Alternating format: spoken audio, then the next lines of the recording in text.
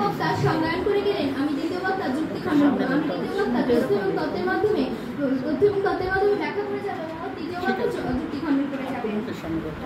মাননীয় বিচারক মণ্ডলী, আমি প্রথমেই যে কবিতাটি বললাম সেই কবিতাটি কিন্তু কোনো বিখ্যাত কবির কবিতার অংশ নয়। এটি বাংলাদেশের বিশ্ববিদ্যালয় কলেজ থেকে বেরিয়ে থাকা 30 লক্ষেরও বেশি শিক্ষার্থীর আত্মনাদের কথা।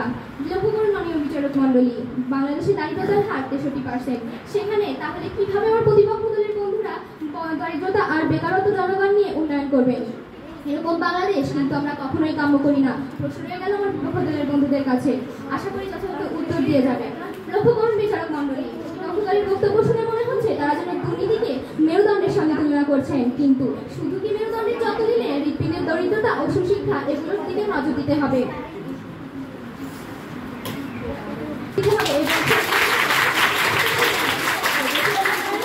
সর্বদিকেই নজর দিতে হবে আমাদের, তাহলে দেশের উন্নয়ন কখনোই সম্ভব নয়। উন্নয়ন হচ্ছে পুরো বাংলাদেশ আর দুর্নীতি হচ্ছে একটি মাত্র জেলা। তাহলে একটি মাত্র জেলার উন্নয়নের মাধ্যমে আমার বিপক্ষ দলীয় বন্ধুরা কিভাবে পুরো বাংলাদেশের উন্নয়ন করবেন? প্রশ্ন রয়ে গেল 50 বছরে দেশের যেমন উন্নতি হয়েছে তেমন বর্তমান সরকার এবং ধারাবাহিকতায় ক্ষমতার অসহায় দেশের অগ্রগতি হয়েছে এবং এর অস্বীকার করার উপায় নেই যে কৃষি, শিল্প, যোগাযোগ সহ শিক্ষা কয়েকটি ক্ষেত্রে সরকারের সাফল্য চোখে পড়ার মতো। দেশ এগিয়ে যাচ্ছে, উন্নয়ন করছে। দেশ স্বাধীন হয়েছে,